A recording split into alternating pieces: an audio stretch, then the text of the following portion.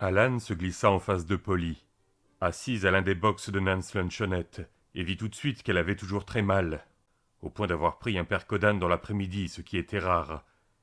Il l'avait compris avant même qu'elle n'eût ouvert la bouche, à quelque chose dans son regard, un certain éclat qu'il savait maintenant reconnaître et qu'il n'aimait pas trop, qu'il n'aimerait sans doute jamais.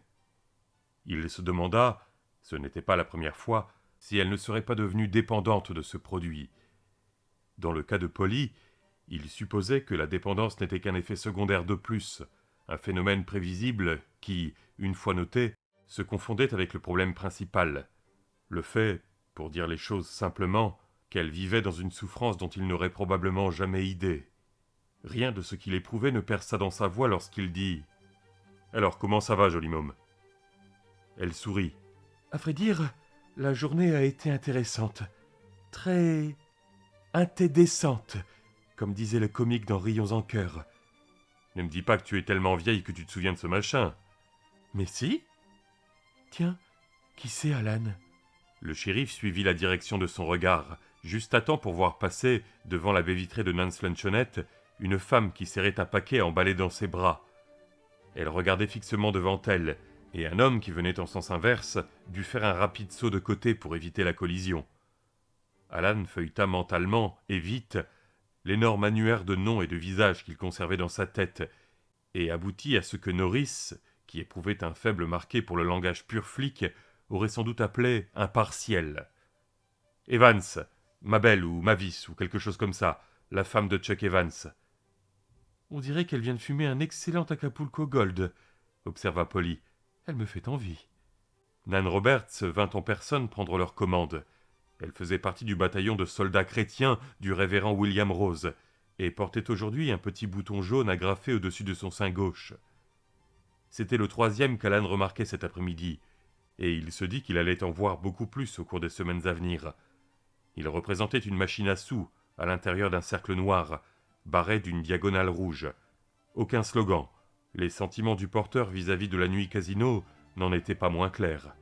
Avec sa volumineuse poitrine et son joli et doux visage, Nan, qui avait entre 40 et 50 ans, faisait irrésistiblement penser à l'archétype maternel, odeur de bonne tarte aux pommes comprise.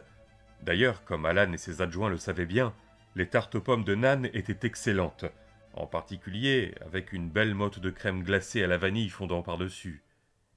Il était facile de se laisser tromper par son aspect, mais bon nombre d'hommes d'affaires, des agents immobiliers en particulier, avaient découvert à leurs dépens que c'était une grave erreur. Derrière le doux visage régnaient les circuits intégrés d'un ordinateur mental, et au-dessous de l'imposante poitrine maternelle, un tiroir-caisse s'ouvrait et se refermait, au rythme de ce qui aurait dû être son cœur. Nan possédait une partie appréciable de Castle Rock, y compris au moins 5 des immeubles de bureaux du centre-ville. Et maintenant que Pop Merrill avait été porté en terre, Alan la soupçonnait d'être probablement la personne la plus riche de la ville. Elle lui rappelait la sous-maîtresse d'un bordel qu'il avait autrefois arrêté à Utica. La femme lui avait offert un pot de vin, puis, devant son refus, s'était employé le plus sérieusement du monde à lui casser la tête avec une cage à oiseaux. L'occupant, un perroquet scrofuleux qui lançait parfois un « J'encule ta mère, Franck !» d'un ton morose et mélancolique, se trouvait encore dans la cage. Parfois, lorsqu'Alan voyait se froncer le pli vertical entre les yeux de Nan, il avait l'impression qu'elle serait tout à fait capable d'en faire autant. Et il trouvait parfaitement naturel que Nan, qui ne faisait guère autre chose que rester assise à la caisse ces temps-ci, vint en personne prendre la commande du shérif du comté. La touche personnelle qui signifiait tant de choses. « Salut Alan !» dit-elle. « Ça fait un bail qu'on ne s'est pas vu. Où aviez-vous disparu ?» ?»« Ici et là, je bouge tout le temps, Nan. » La femme éclata d'un rire si bruyant et joyeux que les hommes accoudés au comptoir, des bûcherons pour la plupart, se retournèrent un instant, et plus tard, pensa Alan, ils iraient raconter à leurs copains qu'ils avaient vu Nan Roberts et le shérif s'en payer une tranche ensemble. Les meilleurs amis du monde. « Café, Alan ?»« S'il vous plaît. »« Que diriez-vous d'une pointe de tarte pour l'accompagner ? Faites maison. Les pommes viennent du verger McSherry à Sweden, cueillies d'hier. Au moins n'essaie-t-elle pas de nous convaincre qu'elle les a ramassées elle-même, pensa Alan. Non merci. Bien sûr. Et vous, Polly ? Polly secoua la tête. Nan alla chercher les cafés. « Tu ne l'aimes pas beaucoup, n'est-ce pas ?» demanda Polly à voix basse. Alan réfléchit à la question, un peu surpris. Il ne s'attardait pas à analyser ses goûts et ses dégoûts pour les gens. Nan ? Je n'ai rien à lui reprocher. C'est simplement que j'aime bien savoir ce que sont réellement les gens, si je peux. Et ce qu'ils désirent vraiment ? Ça, c'est bien trop dur, répondit-il avec un rire. Je m'en tiens à chercher à savoir ce qu'ils mijotent. Elle sourit. Il adorait la faire sourire, et déclara « Nous allons faire de toi un philosophe yankee un de ces jours, Alan Pangborn. » Il effleura le dos de sa main gantée et lui rendit son sourire. Nan revint, posa sur la table une grande tasse blanche au bord épais, pleine de café noir, et repartit aussitôt. Une chose à son actif, songea Alan. Elle sait exactement comment mettre un terme aux amabilités et reconnaître le moment où suffisamment de civilités ont été échangées. Chose qu'une personne ayant les intérêts et les ambitions de Nan sait toujours. Et maintenant, reprit Alan, prenant une gorgée de café, si tu me racontais un peu cette intéressante journée. Elle lui rapporta dans les plus grands détails comment elle avait vu en compagnie de Rosalie Nettie Cobb hésiter, morte d'angoisse, devant le bazar des rêves, avant de trouver finalement le courage d'y entrer. « C'est merveilleux !» commenta-t-il sincère. « Oui, mais ce n'est pas tout. Lorsqu'elle est sortie, elle avait acheté quelque chose. Je ne l'avais jamais vue aussi joyeuse, aussi pleine d'entrain depuis que je la connais. C'est ça, pleine d'entrain. Tu sais la tête qu'elle fait d'habitude ?» Alan acquiesça. « Eh bien, elle avait les joues toutes roses et les cheveux ébouriffés, comme quelqu'un qui vient de rire un bon coup. » « Es-tu bien certaine qu'ils n'ont eu que des rapports purement commerciaux ?» demanda-t-il en roulant des yeux. « Ne sois pas idiot, » protesta-t-elle, comme si elle n'avait pas elle-même suggéré la même chose à Rosalie. « Bref, elle a attendu dehors jusqu'à ce que tu sois parti. Je savais qu'elle le ferait. Puis elle est venue me montrer ce qu'elle avait acheté. Tu sais, cette petite collection de pâtes de verre qu'elle a. » « Et non. On trouve encore quelques menues choses dans cette ville qui ont échappé à mon attention, crois-le ou non. » « Elle possède une demi-douzaine de pièces. La plupart lui viennent de sa mère. Elle m'a dit une fois qu'elle en avait davantage, mais que certaines se sont cassées. Bref, elle adore celles qui lui restent. Et il lui a vendu le plus ravissant abat-jour de pâtes de verre que j'ai vu depuis des années. J'ai tout d'abord cru que c'était un Tiffany. Bien entendu, ce n'en est pas un. Jamais Nettie ne pourrait s'offrir un véritable Tiffany. Mais c'est une pièce remarquable. » « Combien l'a-t-elle payé ?» ?»« Je ne lui ai pas demandé, mais je te parie qu'elle a dû casser sa tirelire. » Il fronça légèrement les sourcils. « Es-tu sûr qu'elle ne s'est pas fait rouler ?»« Oh, Alan, faut-il que tu sois tout le temps prêt à soupçonner tout le monde ? Nettie est peut-être vague sur pas mal de choses, mais elle s'y connaît en pâte de verre. Elle m'a dit qu'elle avait fait une affaire, et c'est probablement vrai. Elle était tellement heureuse. » »« Eh bien, c'est excellent. Exactement le ticket. »« Pardon ?» ?»« C'était le nom d'une boutique à Utica, il y a bien longtemps. Je n'étais qu'un gamin. Tout à fait, le ticket. »« Et est-ce que tu as eu ton ticket ?»« Je ne sais pas, je n'y suis jamais entré. »« Eh bien, apparemment, M. Gaunt pense qu'il a peut-être le mien. »« Que veux-tu dire ?»« Nettie m'a rapporté la boîte à gâteaux, et j'ai trouvé un mot dedans. Un mot de M. Gaunt. » Elle poussa son sac à main sur la table. « Regarde toi-même. Je n'ai pas trop envie de serrer des choses aujourd'hui. » Il ignora le sac à main et lui demanda si elle avait très mal. « Oui, » répondit-elle simplement. « Ça a été pire, mais je ne vais pas te raconter d'histoire. Ça n'a jamais été bien pire. Toute la semaine, depuis que le temps a changé. »« As-tu pris rendez-vous avec le docteur Van Allen ?» Elle soupira. « Non, pas encore. J'attends un répit. Chaque fois que j'ai une période aussi pénible, j'ai un répit au moment où je commence à me dire que je vais devenir complètement folle. Enfin, jusqu'ici, ça s'est toujours passé ainsi. Je me dis qu'un de ces jours, il n'y aura pas de répit. Si ça ne va pas mieux lundi prochain, j'irai le voir. Mais tout ce qu'il peut faire, ce sont des ordonnances d'analgésiques. Je voudrais bien ne pas devenir camé, Alan. »« Mais ça suffit, » le coupa-t-elle doucement. « Ça suffit pour aujourd'hui, d'accord ?»« D'accord, » concéda-t-il, un peu à contre-cœur. « Regarde le mot, il est absolument charmant, avec quelque chose d'un peu piquant. » Il ouvrit le sac à main et aperçut une mince enveloppe posée sur le portefeuille de Polly. Il la prit. Le papier couleur crème était d'une riche texture.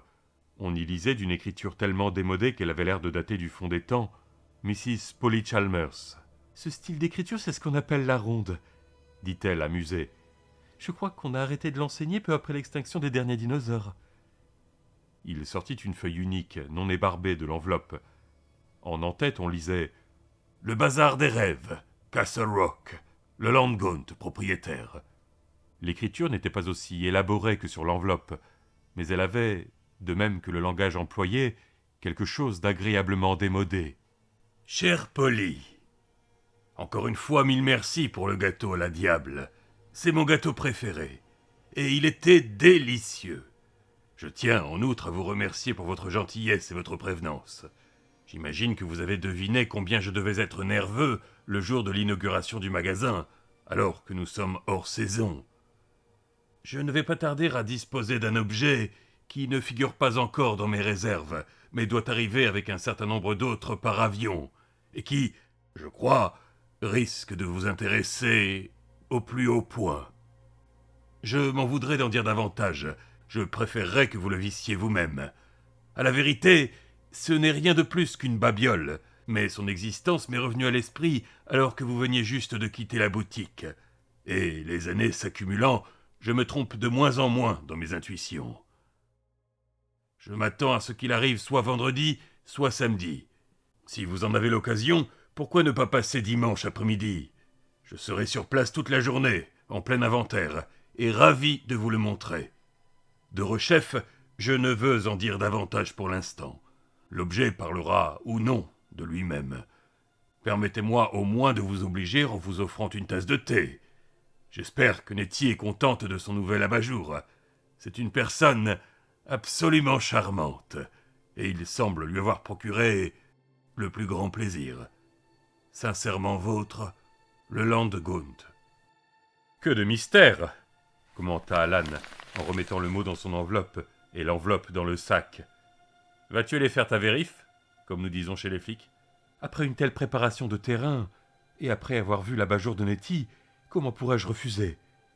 Oui, je crois que je vais y passer, si mes mains me font moins mal. Veux-tu venir, Alan ?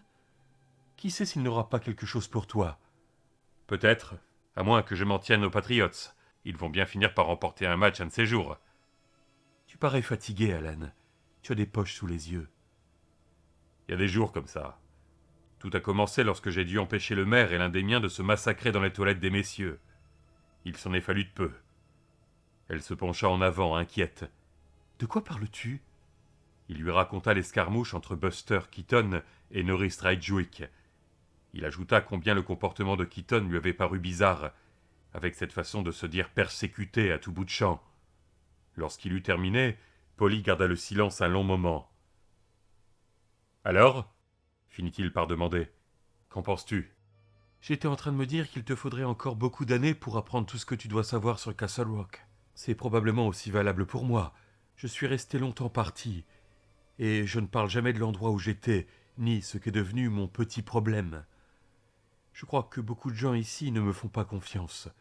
Mais toi, Alan, tu sens les choses, et tu ne les oublies pas. Sais-tu quelle impression j'ai ressentie en revenant à Castle Rock ? Il secoua la tête, intéressé. Polly n'était pas du genre à se complaire dans le passé, même avec lui.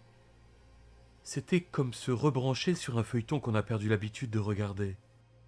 Même si cela fait 2 ans, on reconnaît immédiatement les personnages et leurs problèmes, parce qu'ils ne changent jamais vraiment. On a l'impression de se glisser à nouveau dans une bonne vieille paire de chaussures bien confortable. Où veux-tu en venir ? Qu'il y a plein d'histoires dignes de séries télévisées ici, que tu ne connais pas encore. Tiens, par exemple, savais-tu que l'oncle de Danforth Keaton a séjourné à Juniper Hill en même temps que Nettie ? Non. Elle hocha la tête. Il a commencé à donner des signes d'aliénation mentale vers l'âge de 40 ans. Ma mère disait que Bill Keaton était schizophrène. J'ignore si c'était le terme exact, ou simplement un mot qu'elle avait entendu à la télé, mais une chose était fichtrement sûre, il ne tournait pas rond. Je me souviens de l'avoir vu attraper les gens dans la rue et se mettre à les sermonner sur un sujet ou un autre. Le déficit du commerce extérieur, le fait que John Kennedy était un communiste, Dieu seul sait quoi encore. Je n'étais qu'une petite fille. N'empêche, Il me faisait peur, Alan, c'était clair.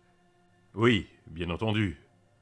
Ou encore, il marchait dans la rue, la tête basse, parlant tout seul, d'une voix forte et embrouillée à la fois. Ma mère m'avait averti de ne jamais lui adresser la parole quand il était dans cet état-là. Même pas si, comme lui, nous nous rendions à l'église. Il a finalement essayé d'abattre sa femme. C'est du moins ce que j'ai entendu dire. Mais tu sais combien les rumeurs déforment les choses. Il s'est peut-être contenté de brandir son pistolet devant elle. Toujours est-il qu'on l'a embarqué jusqu'à la prison du comté. Il y a eu une sorte d'audition pour juger de sa responsabilité. Après quoi, on l'a bouclé à Juniper Hill. Il y est toujours ? Non, il est mort. Son état mental s'est dégradé très vite, après qu'on l'eut enfermé. Il était catatonique à la fin. Encore une fois, c'est ce que j'ai entendu dire. Nom de Dieu. Mais ce n'est pas tout. Ronnie Keaton, le père de Danforth et le frère de Bill, a passé 4 ans dans le pavillon psychiatrique de l'hôpital des anciens combattants, à Togus, dans les années 70. Il est maintenant dans un asile, maladie d'Alzheimer. Sans parler d'une grande-tante ou cousine, je ne suis pas bien sûr, qui s'est suicidée dans les années 50, après un vague scandale. Je ne sais pas ce qui s'est passé, mais j'ai entendu dire qu'elle aimait davantage les dames que les messieurs. C'est quelque chose de famille. C'est ce que tu veux me montrer. Non, il n'y a pas de morale. Je ne veux rien démontrer. Il s'agit d'anecdotes touchant une petite ville que je connais, et toi pas, c'est tout. Celles qu'on ne raconte pas pendant les discours, le jour de la fête nationale dans le square. Je ne fais que te les rapporter.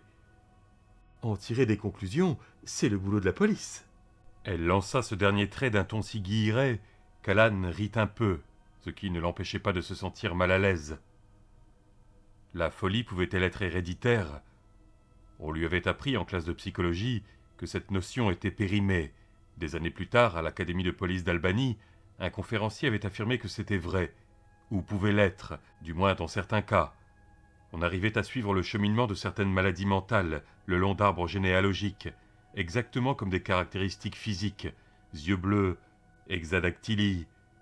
Il avait parlé de l'alcoolisme. N'avait-il pas dit quelque chose sur la schizophrénie ? Alan n'arrivait pas à s'en souvenir. Son séjour à l'académie ne datait pas d'hier. Je crois que je serais bien inspiré de commencer ma petite enquête, dit Alan d'un ton morne.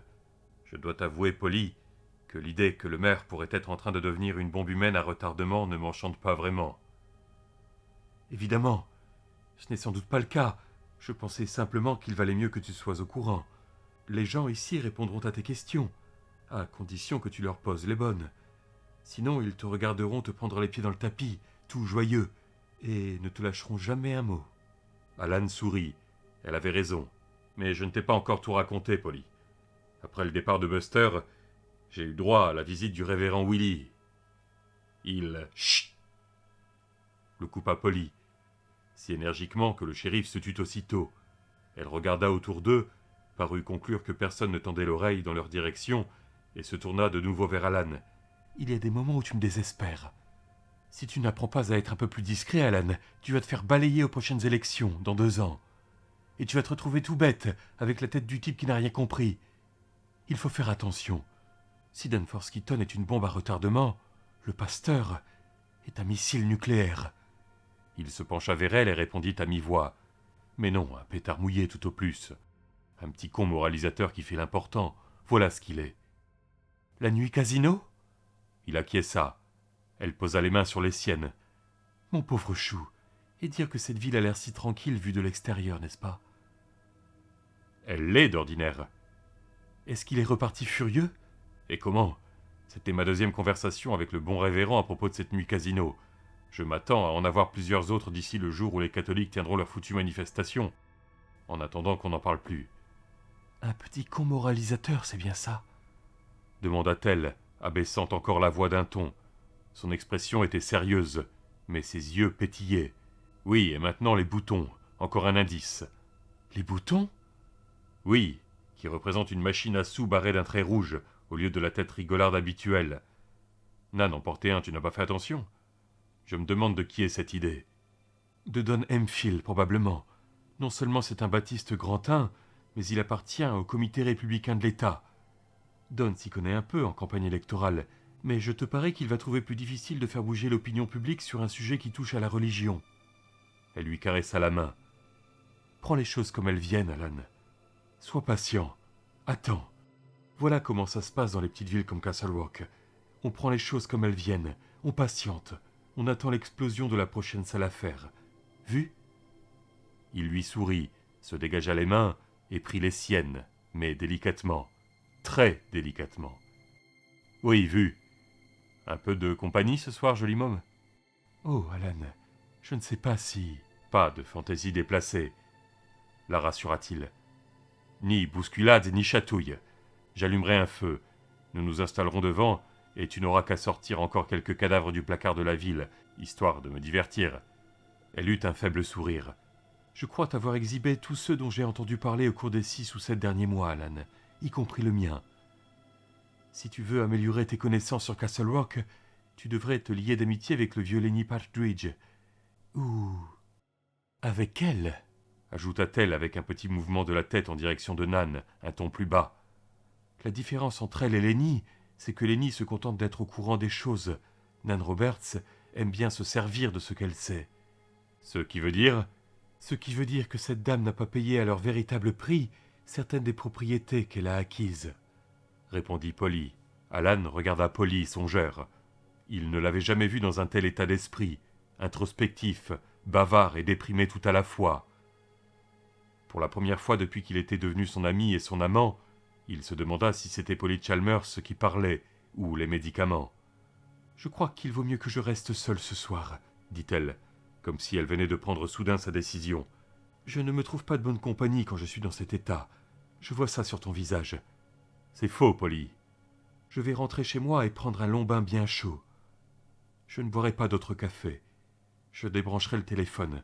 J'irai au lito et avec un peu de chance, je me sentirai une autre femme en me réveillant demain matin. Alors, peut-être nous pourrons...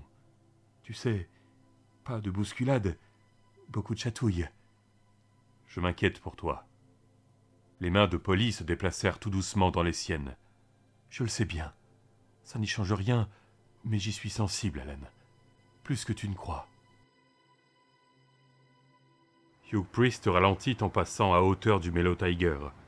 Il venait de quitter le garage municipal de Castle Rock au volant de sa Buick pour rentrer chez lui. Puis il accéléra de nouveau. Sa maison avait 2 pièces, celle où il dormait et celle où il faisait tout le reste.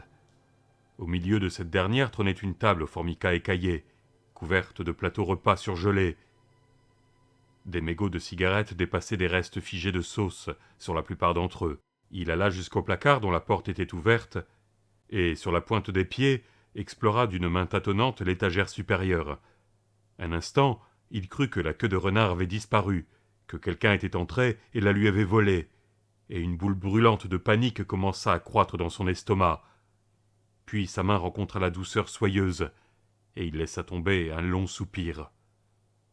Il avait passé le plus clair de son temps aujourd'hui à penser à cette queue de renard, à la façon dont il l'attacherait à l'antenne de la Buick, à l'allure qu'elle aurait, ondulant joyeusement dans le vent. Il avait failli l'arborer le matin, mais il pleuvait encore, et l'idée de voir la fourrure transformée en une serpillière qui pendrait comme un cadavre lui répugnait. Il sortit, la queue de renard à la main, donnant sans y penser un coup de pied dans une boîte de jus de fruits vide qui traînait par terre, sans cesser de la caresser du bout des doigts. Quelle sensation délicieuse! Une fois dans le garage, où s'accumulaient tant de cochonneries qu'il ne pouvait plus y mettre sa voiture depuis 1984, il trouva un solide morceau de fil de fer, après quelques minutes de fouille. Il avait pris sa décision. Fixer tout d'abord la queue de renard à l'antenne, manger un morceau, puis partir pour Greens Park dans cet équipage. La réunion des alcooliques anonymes avait lieu à 19h, dans le hall de l'American Legion. Il était peut-être trop tard pour commencer une nouvelle existence, mais sûrement pas pour voir si c'était ou non possible. Il recourba une extrémité du fil de fer en une petite boucle solide et l'attacha au gros bout de la queue de renard. Il commença à entortiller le fil de fer autour de l'antenne, mais ses doigts, qui avaient tout d'abord travaillé avec rapidité et efficacité, devinrent hésitants. Il sentit sa confiance en lui s'amenuiser, et le doute venir remplir le fossé que son départ creusait. Il se vit garant la Buick dans le parking de l'American Legion. Jusque-là, ça allait. Il se vit se joignant à la réunion. Très bien aussi, Mais il imaginait aussi qu'un gamin, disons comme le petit connard qu'il avait failli écraser l'autre jour, passait devant le bâtiment tandis qu'il était à l'intérieur, et proclamait sur les toits que son nom était Hugh Priest et qu'il était impuissant face à l'alcool.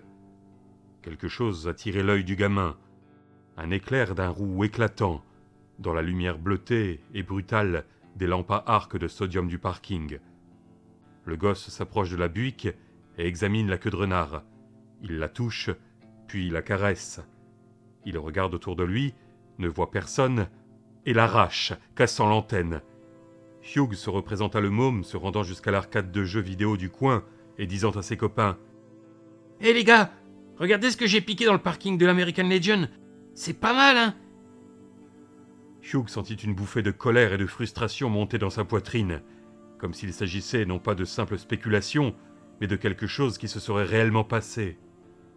Il caressait la queue de renard, regardant autour de lui dans la lumière faiblissante de la fin de l'après-midi, comme s'il s'attendait à voir une bande de gamins adeptes de vol à la roulotte se rassembler déjà de l'autre côté de la route de Castle Hill, n'attendant que l'instant où il retournerait chez lui, mettre au four son plateau repas du soir, pour venir lui subtiliser la queue de renard. Non, il valait mieux ne pas y aller. Les gosses ne respectaient plus rien de nos jours. Ils étaient capables de voler n'importe quoi, juste pour le plaisir de la rapine. Ils la garderaient un jour ou deux, puis ils s'en désintéresseraient et la jetteraient dans un fossé ou un terrain vague. Le tableau, l'image qu'il s'en faisait avait presque la précision d'une vision, de sa queue de renard bien-aimée gisant abandonnée au milieu des détritus d'un fossé, s'imbibant d'eau de pluie et perdant ses couleurs parmi les emballages de Big Mac et les canettes de bière, le remplit de colère et d'angoisse. Il fallait être cinglé pour prendre un tel risque. Il détordit le fil de fer enroulé autour de l'antenne, retourna chez lui et rangea la queue de renard à la même place, sur l'étagère la plus haute de son placard. Cette fois-ci, il enferma la porte, mais la serrure n'était pas bien solide. « Va falloir que je mette un cadenas. Ces gosses sont capables d'entrer n'importe où. On ne respecte plus l'autorité de nos jours. Plus du tout. » Il alla au réfrigérateur, en sortit une boîte de bière, la regarda un moment et la remit en place. Ce n'était pas une bière, ni même 4 ou 5, qui allaient le remettre d'aplomb. Pas comme il se sentait ce soir. Il ouvrit l'un des placards du bas, fouilla parmi tout un tas de pots et de casseroles, catégorie vente de bienfaisance, et en exhuma la bouteille de Black Velvet, qu'il y conservait pour les cas d'urgence. Elle était à moitié pleine. Il remplit un verre à mesurer les ingrédients jusqu'à la marque intermédiaire, réfléchit un instant, puis continua jusqu'à la marque du haut. Il avala une gorgée, ou deux, sentit l'explosion de chaleur dans son ventre, et emplit de nouveau le verre. Il commençait à se sentir un peu mieux, un peu moins tendu. Il regarda en direction du placard et sourit. Là, la queue de renard était en sécurité. Elle le serait davantage lorsqu'il aurait posé le bon verrou Craig qu'il avait l'intention de se procurer chez Western Auto.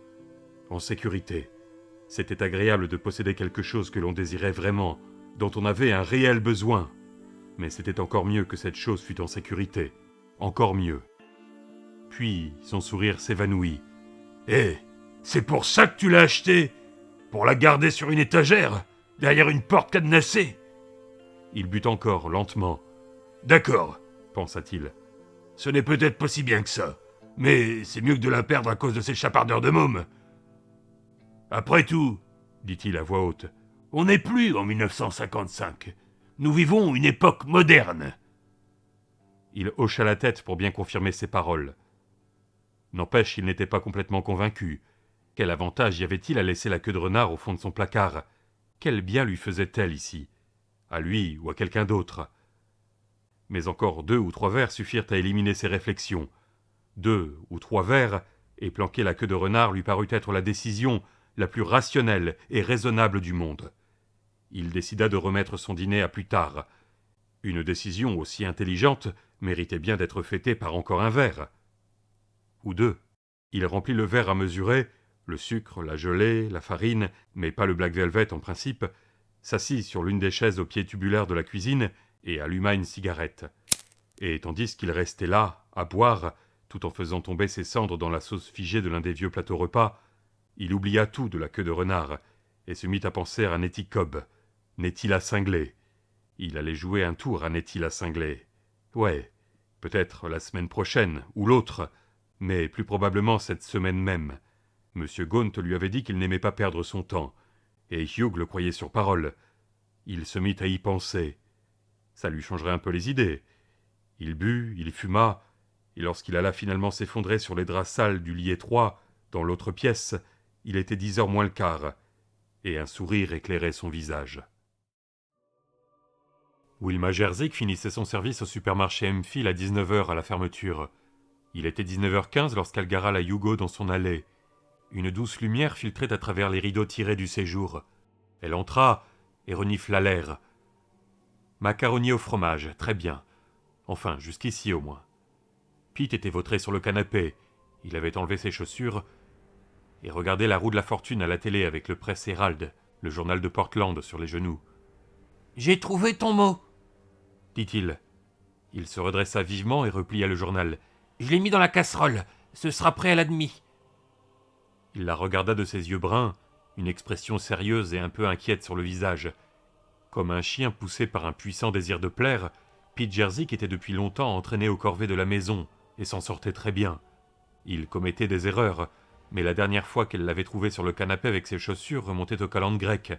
Cela faisait plus longtemps encore qu'il ne s'était pas permis d'allumer sa pipe dans la maison, et il neigerait en août le jour où il irait pisser sans rabaisser la lunette ensuite. « As-tu rentré le linge ?» Une expression de surprise et de culpabilité mêlée vint troubler son visage rond et ouvert. « Bon Dieu ! Je lisais le journal et j'ai oublié. J'y vais tout de suite. » Déjà, il enfilait maladroitement ses chaussures.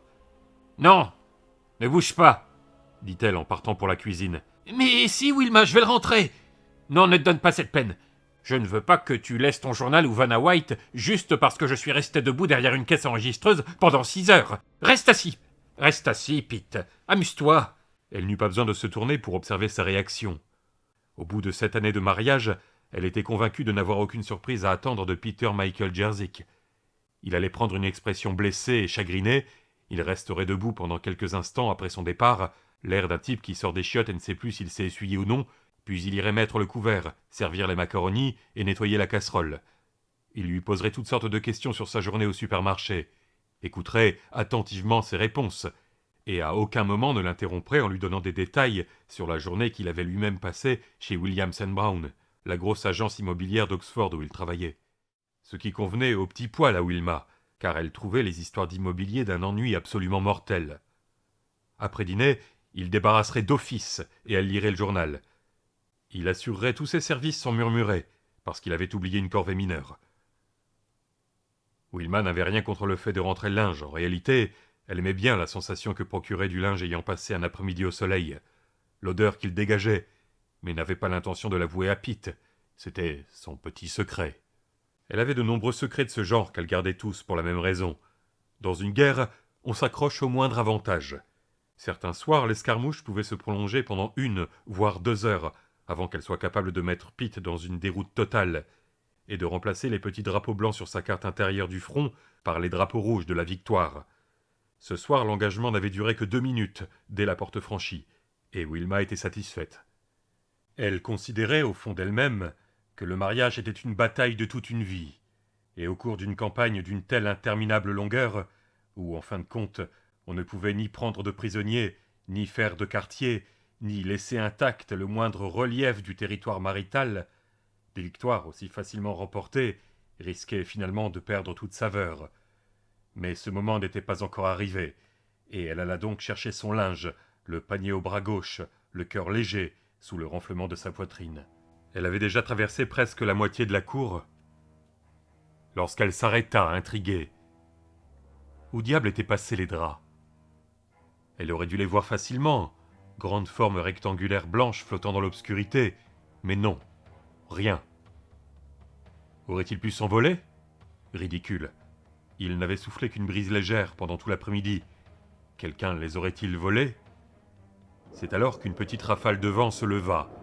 Elle entendit un lourd claquement paresseux. Bon, d'accord, ils étaient là, quelque part. Quand on est l'aîné d'une smala catholique comptant 13 enfants, on connaît très bien le bruit que produit un drap qui claque sur une corde à linge. Mais ce son avait quelque chose qui clochait. Il était trop pesant. Wilma fit un autre pas, Son visage, qui arborait en permanence l'expression légèrement renfrognée d'une femme qui s'attend à des ennuis, s'assombrit encore. Elle devinait les draps maintenant, ou plutôt des formes qui auraient dû être les draps. Mais ces formes étaient noires. Elle fit encore une enjambée, plus courte que la précédente, tandis que le vent s'engouffrait une nouvelle fois dans l'arrière-cour. Les silhouettes noires claquèrent et gonflèrent dans sa direction, et avant qu'elle ait eu le temps de lever les mains, quelque chose de lourd et de gluant vint la frapper. Une matière poisseuse lui colla au visage, tandis que contre son corps se pressait une forme épaisse et détrempée. On aurait presque dit qu'une main froide et collante cherchait à la saisir. Elle n'était pas femme à crier à la moindre alerte, mais elle ne put retenir une exclamation effrayée, et lâcha le panier à linge. Le claquement mou se reproduisit, et elle essaya de s'écarter de la forme qui, de nouveau, bondissait vers elle. Elle heurta le panier d'osier de la cheville gauche et tomba sur un genou. Seul un peu de chance et ses bons réflexes l'empêchèrent de s'étaler complètement. Une chose humide et mouillée se colla sur son dos et le remonta, laissant une bave compacte couler dans son cou. Wilma poussa de nouveau un cri et s'éloigna à quatre pattes des cordes à linge. Des mèches de cheveux échappées de son foulard pendaient devant sa figure et lui chatouillaient les joues. Elle avait cette impression en horreur, mais elle détestait bien plus la caresse poisseuse et dégoulinante de la forme noire accrochée à sa corde à linge. La porte de la cuisine s'ouvrit brusquement, et la voix inquiète de Pete s'éleva dans la cour. « Wilma! Ça va, Wilma ?» Derrière elle, un claquement. Un bruit écœurant comme le rire de cordes vocales qui seraient enrobées de boue. Dans la cour de la maison voisine, le clébard des Haverhill se mit à aboyer, hystérique, de son timbre haut perché et désagréable. Ce qui fut loin d'améliorer l'humeur de Wilma. Elle se remit debout et vit Pete qui descendait les marches avec précaution. « Wilma, tu es tombée! Tu ne t'es pas fait mal au moins ?»« Oui !» s'écria-t-elle furieuse. « Oui, je suis tombée, mais je ne me suis pas fait mal. Allume-moi cette foutue lumière !»« Est-ce que tu... Allume-moi cette foutue lumière !» hurla-t-elle. La main qu'elle passa alors machinalement sur son manteau se couvrit d'une gadoue collante et froide. Sa fureur atteignit un tel degré que son pouls se matérialisait en points éclatants de lumière devant ses yeux. Mais elle était encore plus en colère contre elle-même. Elle avait eu peur, ne fût-ce qu'une seconde. Cette saloperie de clébard ne se tenait plus de l'autre côté de la barrière. Nom de Dieu, qu'est-ce qu'elle haïssait les cabots, en particulier ceux qui aboyaient. La silhouette de Pete battit en retraite jusqu'en haut des marches. La porte s'ouvrit, sa main se faufila à l'intérieur, et la forte lampe du projecteur s'alluma, inondant l'arrière-cour de sa lumière brillante. Wilma se regarda et vit qu'une énorme tache brun foncé souillait son nouveau manteau de demi-saison. Elle essuya furieusement son visage et constata qu'il avait pris la même couleur. Elle sentait un filet poisseux descendre lentement dans le milieu de son dos. « De la boue !» Elle restait médusée d'incrédulité, au point de ne pas s'être rendu compte qu'elle avait parlé à voix haute. Qui avait bien pu lui faire ça? Qui avait bien pu seulement oser? « Et qu'est-ce que tu as dit, chérie ?» demanda Pete. Il s'était approché d'elle, mais venait de s'arrêter, prudemment, à distance respectueuse. Le visage de Wilma se tordait en grimaces, qu'il trouvait extrêmement alarmantes. On aurait dit que les œufs d'un nid de serpent venaient d'éclore juste sous sa peau. « De la boue !» hurla-t-elle, tendant les mains vers lui d'un geste accusateur. De petits éclats bruns volèrent du bout de ses doigts. « De la boue, je te dis! De la boue !» Pete regarda derrière elle et comprit. Sa bouche s'ouvrit toute grande. Wilma virevolta pour suivre la direction de son regard. Le projecteur fixé au-dessus de la porte de la cuisine déversait une lumière impitoyable sur le coin des cordes à linge et sur le jardin, révélant tout ce qu'il y avait à révéler. Les draps qu'elle avait suspendus propres et blancs pendaient, affaissés, corsetés de boue figée. Démoralisant, car ils n'étaient pas seulement éclaboussés, mais tartinés, plâtrés de ce magma. Wilma se tourna vers le jardin et aperçut les profonds sillons dont provenait la terre. Elle vit dans l'herbe, écrasée par les allées et venues, la trace laissée par le maculeur de draps. Elle l'imaginait qui se baissait, prenait à pleine poignée la terre détrempée, allait la jeter sur le linge, revenait et recommençait. « Nom de Dieu, de nom de Dieu !» hurla-t-elle. « Wilma, rentre à la maison, Wilma, je vais... » Pete s'interrompit, hésita, puis parut soulagé, comme illuminé par une idée. « Je vais te faire du thé !» « Va te faire foutre avec ton thé !» Elle ululait d'une voix stridente, à la limite de ses possibilités vocales. Et de la maison des Haverhill, le clébard lui répondit, complètement enragé. Bon Dieu, elle haïssait les chiens. Il allait la rendre folle, ce putain de clébard à la con. Sa rage la submergea, et elle fonça sur les draps, les agrippa, les arracha à la corde à linge, qui claqua comme une corde de guitare quand elle prit un doigt dedans. Les draps s'effondrèrent pesamment, les poings serrés, les yeux plissés comme un enfant qui pique une crise de nerfs. Wilma sauta à pieds joints sur l'un d'eux, encore à moitié suspendu à la corde. Il émit un « fatigué » et faseilla en envoyant des fragments de boue sur ses bas nylons. Ce fut la touche finale. Elle ouvrit la bouche et hurla de rage. Oh, elle allait trouver celui qui avait fait ça, oui. Elle allait le trouver. Tu peux me croire. Et quand elle l'aurait trouvé... Est-ce que tout va bien chez vous, Madame Jerzik? C'était la voix de Madame Haverhill, que l'inquiétude rendait mal assurée. Oui, nom de Dieu! On est en train de boire du sterno et de regarder Laurence Welk. Pouvez pas faire taire votre sale clébard un peu? Éructa Wilma. Elle se dépêtra du drap boueux, hors d'haleine, les cheveux retombant sur sa figure empourprée. Elle les chassa sauvagement. Ce putain de chien allait la rendre folle. Ce putain de chien gueulard qui... Ses pensées s'interrompirent si brusquement qu'on en entendit presque le hurlement des freins. Les chiens. Les putains de gueulards de clébards. Qui donc habitait pratiquement juste au coin, sur Fort Street. Correction. Qui était la folle avec un putain de clébard gueulard du nom de Ryder qui habitait juste au coin. Tiens, pardi. Nettie Cobb. Son chien avait aboyé pendant tout le printemps, de ces jappements suraigus des chiots qui vous mettent les nerfs en plot. Et finalement Wilma avait appelé Nettie pour lui dire que si elle ne faisait pas taire son chien, elle n'avait qu'à s'en débarrasser. Une semaine plus tard, alors qu'il n'y avait eu aucune amélioration, du moins pas du point de vue de Wilma, elle avait rappelé la cinglée pour lui dire que si elle ne faisait pas taire l'animal, elle, Wilma, se chargerait d'avertir la police. Le lendemain soir, quand cette saloperie de Kleps s'était remis à japper, à yarker une fois de plus, elle avait mis sa menace à exécution. Une semaine après environ, Nettie s'était présentée au supermarché. Contrairement à Wilma, Nettie Cobb était une personne qui devait tourner et retourner les choses dans son esprit avant d'être capable d'agir. Elle se présenta à la caisse de Wilma et lui déclara d'une petite voix étranglée « Vous allez arrêter de nous ennuyer, moi et mon Ryder, Wilma Jerzik. C'est un bon petit chien, et vous allez arrêter de nous embêter. » Wilma, toujours prête à se bagarrer, ne s'était trouvée nullement décontenancée par cette attaque menée sur son lieu de travail. En fait, ça lui avait plutôt fait plaisir. « Ma petite dame, les ennuis, vous ne savez pas encore ce que c'est.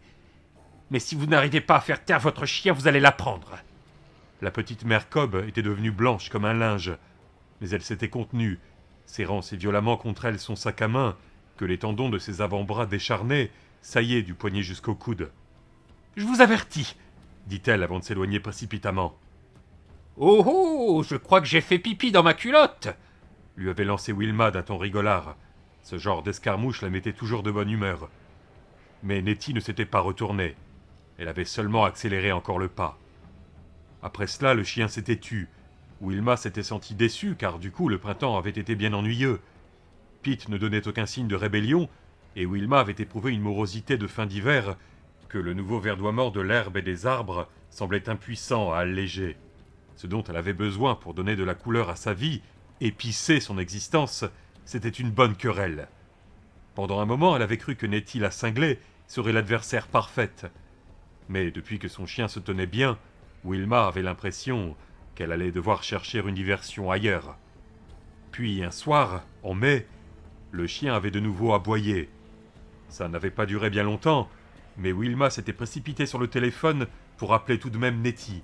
Elle avait souligné son numéro dans l'annuaire dans la seule attente d'une telle occasion.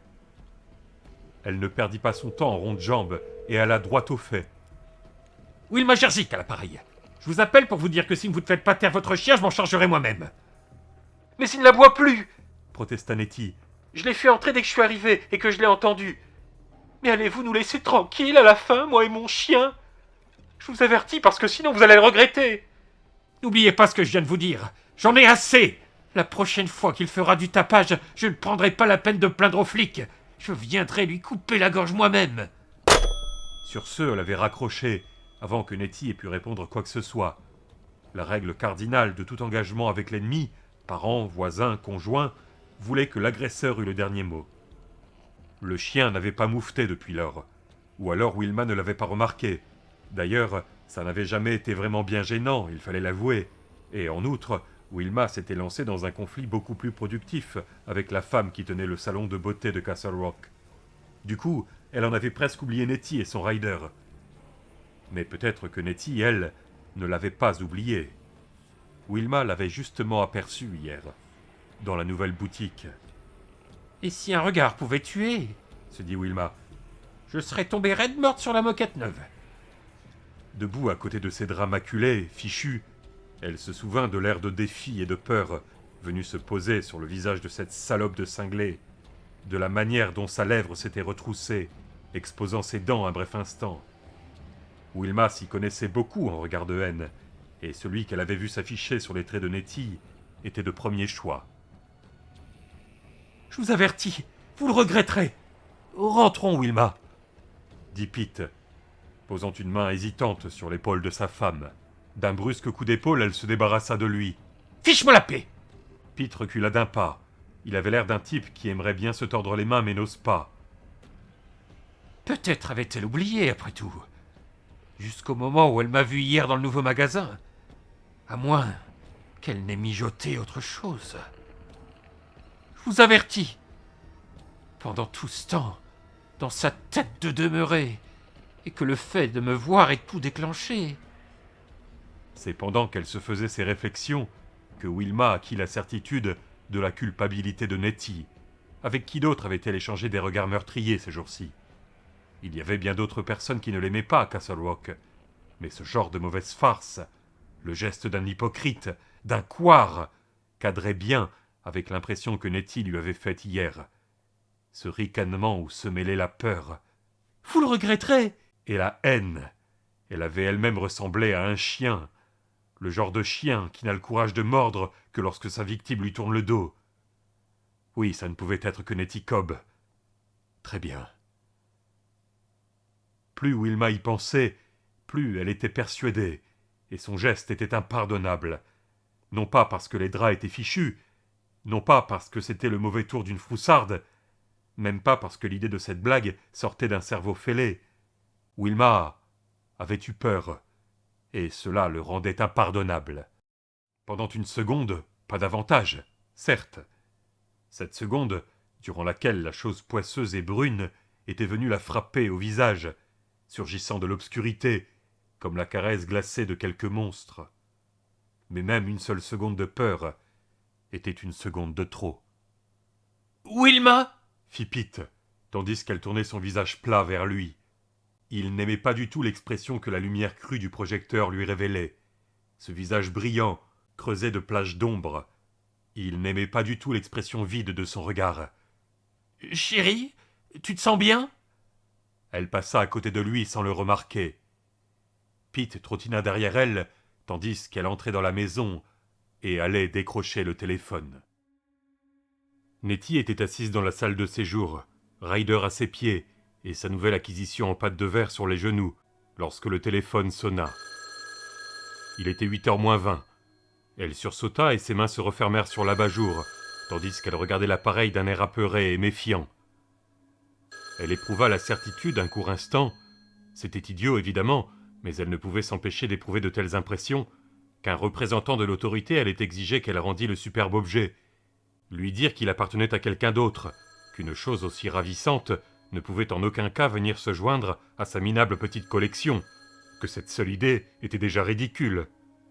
Ryder la regarda un instant, comme pour savoir si elle allait répondre ou non, puis reposa son museau sur ses pattes.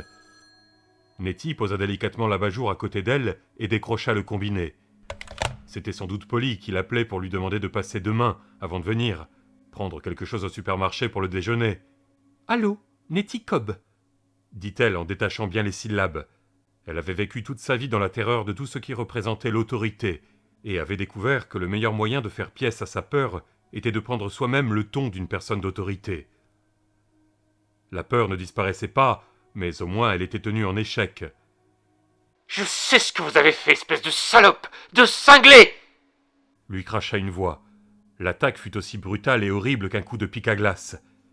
Nettie se trouva incapable de respirer, la gorge bloquée. L'expression d'un animal pris au piège vint se peindre sur son visage, et on aurait dit que son cœur essayait de lui remonter jusque dans le gosier. Ryder redressa de nouveau la tête, l'air intrigué. « Qui... Vous savez très bien qui, bon Dieu !» dit la voix, et bien sûr Nettie la reconnut. Wilma Jerzik, cette femme méchante, très méchante. « Mais il n'a pas aboyé !» protesta-t-elle d'une voix haut perchée et pleurnicharde. La voix de quelqu'un qui vient d'inhaler tout le contenu d'un ballon d'hélium. « Il a grandi et il n'aboie plus. Il est ici, juste à mes pieds. » « Alors, on s'est bien amusé à balancer de la boue sur mes draps, pauvre connasse !» Wilma enrageait. Cette salope faisait encore semblant de croire qu'il était encore question de son cabot. « Vos draps ? Quel drap ? Je... » Nettie regarda en direction de son abat-jour en pâte de verre, et sa vue parut lui rendre des forces. « Fichez-moi la paix. C'est vous qui êtes cinglé, pas moi. » « Je vais vous faire la peau pour ça. Personne ne peut se permettre de venir chez moi et de couvrir mes draps de boue quand je ne suis pas là. Personne, vous pigez ? Est-ce que vous pouvez fourrer ça dans votre cervelle fêlée ? Vous ne saurez jamais ni où, ni quand, ni surtout comment, mais je vous promets que je vous aurai. Vous avez pigé ? Nettie tenait le téléphone collé, vissé à son oreille. Son visage était d'une pâleur mortelle, à l'exception d'une barre rouge et brillante qui allait de ses sourcils à ses cheveux.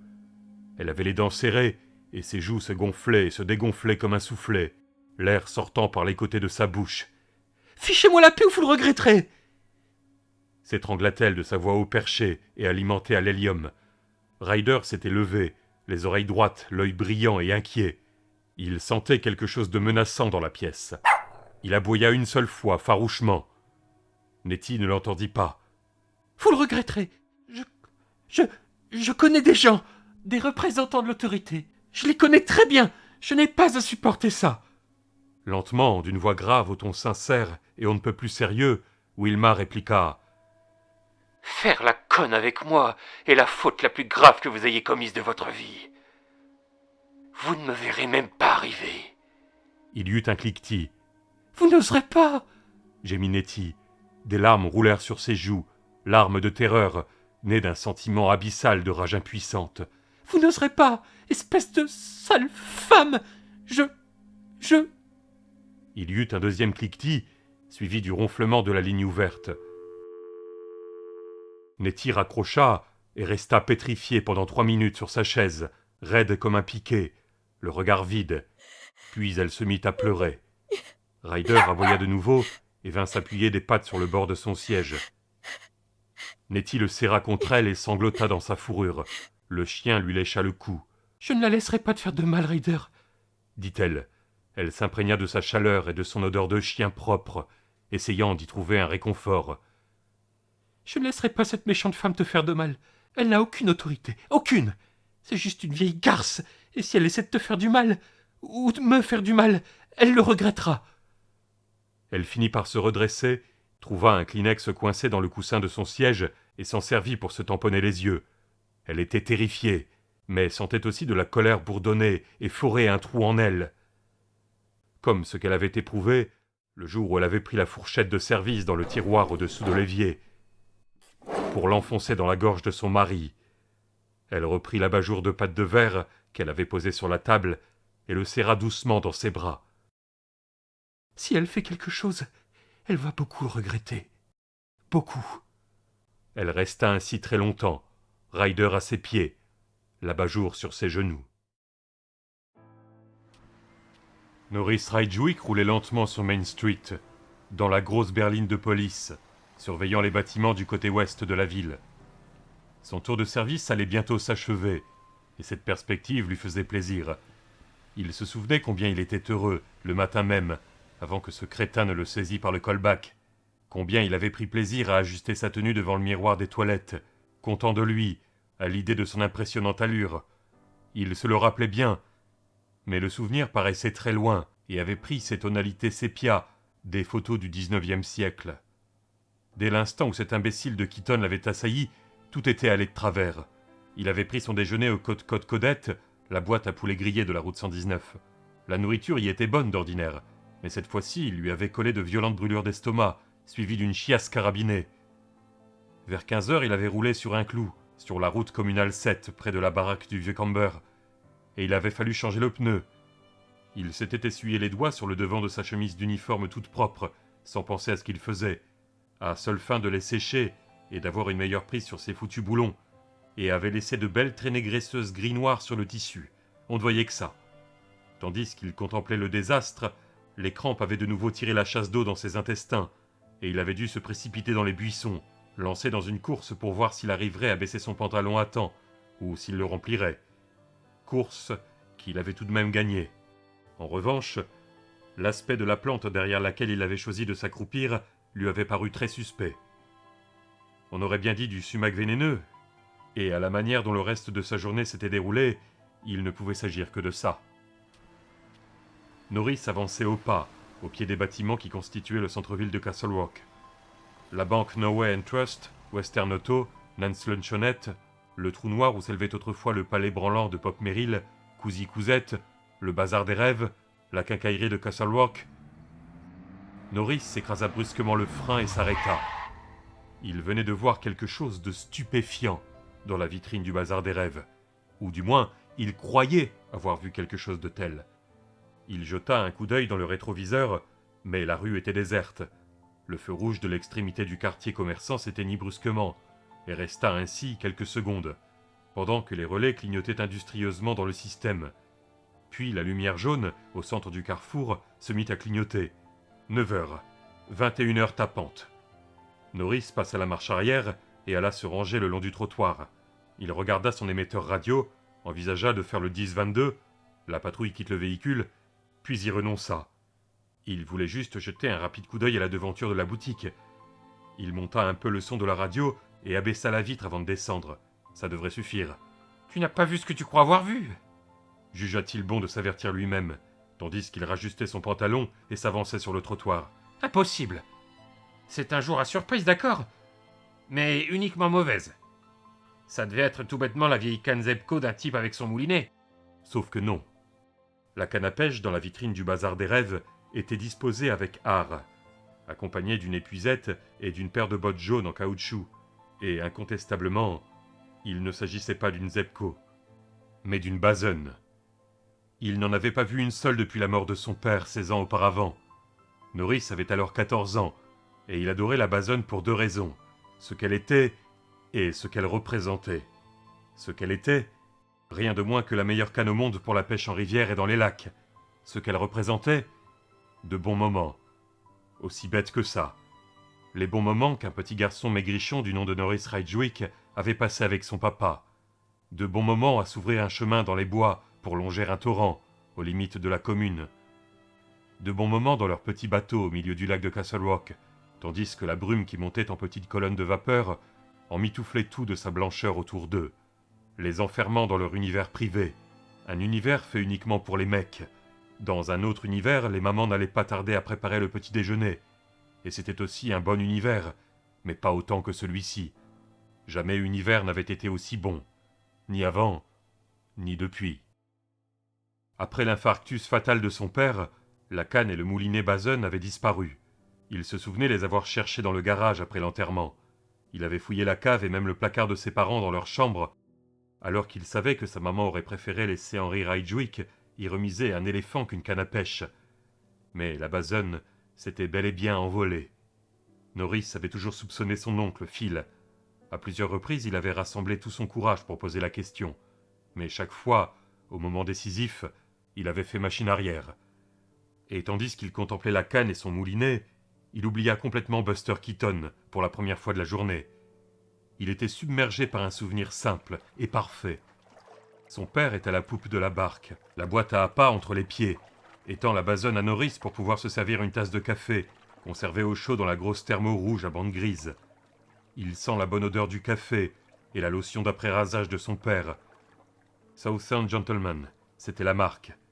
Brusquement, le vieux chagrin se déploya et l'enserra de son étreinte grise, tant son père lui manquait. Après toutes ces années, sa peine lui rongeait de nouveau les os, aussi vorace que le jour où sa mère était revenue de l'hôpital, lui avait pris les mains et dit « Il va falloir que nous soyons très courageux, Norris. » Le projecteur tout en haut de la vitrine faisait naître des rayons brillants sur le boîtier en acier du moulinet, et cet ancien amour doré et sombre le submergea à nouveau. Norris contemplait la basonne et sentait l'odeur du café s'échappant de la grosse thermo rouge à rayures grises. Voyait la surface calme et vaste du lac. Dans sa paume, il éprouvait à nouveau la texture rugueuse de la poignée de liège de la canne. Lentement, il porta la main à ses yeux pour essuyer une larme. « Monsieur l'officier » demanda une voix calme. Norris laissa échapper un petit cri et recula d'un saut. Un instant affreux, il crut qu'il allait pour de bon souiller son pantalon, couronnement parfait d'une journée parfaite. Mais la crampe passa et il tourna la tête. Un homme de haute taille, en veste de tweed, se tenait sur le pas de la porte de la boutique et le regardait avec un léger sourire. « Je vous ai surpris, vous m'envoyez tout à fait désolé. »« Non, » répondit Norris, qui réussit à lui rendre un semblant de sourire. Son cœur battait encore la chamade. « Enfin, un peu tout de même. Je regardais cette canne à pêche et je pensais au bon vieux temps. » « Elle vient d'arriver aujourd'hui. Elle est ancienne, mais dans un état absolument admirable. C'est une basonne, voyez-vous. Une marque pas très connue, mais tenue en haute estime par les vrais pêcheurs. Elle est... » « Japonaise. » acheva Norris. « Je sais, mon père possédait la même. » « Vraiment ?» Le sourire de l'homme s'agrandit. Il révélait ses dents plantées en dépit du bon sens. Mais Norris le trouva tout de même charmant. « C'est une sacrée coïncidence, non ?» « Et comment ?» admit Norris. « Je m'appelle Leland Gaunt. Ceci est ma boutique. » Il lui tendit la main. Un bref moment de répulsion saisit Norris, lorsque les longs doigts de l'homme s'enroulèrent autour de sa main. La poignée de main de Leland Gaunt ne dura qu'un instant, et la sensation disparut dès qu'il la relâcha. Norris en conclut que c'était son estomac, toujours nauséeux à cause de ces fichus fruits de mer qu'il avait mangés le midi. La prochaine fois qu'il passerait par là, il s'en tiendrait au poulet, lequel était après tout la spécialité de la maison. « Je pourrais vous faire un prix extrêmement avantageux pour cette canne à pêche, » dit M. Gaunt. « Entrez donc, officier Ridgwick, nous allons en parler. » Norris sursauta légèrement. Il n'avait pas dit son nom à cette vieille chouette, il en était sûr. Il ouvrit la bouche pour demander à Leland Gaunt comment il le savait, puis la referma. Il portait un petit badge avec son nom au-dessus de son insigne. C'était ça, évidemment. « Je ne devrais pas, » répondit-il avec un geste du pouce en direction du véhicule de patrouille. Il entendait le grésillement de la radio et seulement le grésillement du bruit de fond. Il n'avait pas eu un appel de toute la soirée. « Vous comprenez, je suis de service. En principe, je finis à 9h, mais techniquement, je dois remettre la voiture avant. »« Cela ne nous prendra qu'1 ou 2 minutes. » Gaunt avait adopté un ton aguichant et le regardait d'un air joyeux. « Lorsque je suis décidé à faire affaire avec un homme, officier Ridgwick, je ne perds pas de temps. En particulier, si l'homme en question est de service en pleine nuit, pour protéger mon entreprise. » Norris envisagea de répondre à Leland Gaunt que 9h du soir n'était pas exactement en pleine nuit, et que dans une petite ville endormie comme Castle Rock, la protection des investissements en dur des entreprises locales n'était pas une corvée bien éprouvante. Puis il regarda de nouveau la basonne, avec son moulinet, et l'ancienne frustration, étonnamment fraîche et forte, l'envahit à nouveau. Il s'imagina se rendant au lac pendant le week-end, avec cette canne à pêche.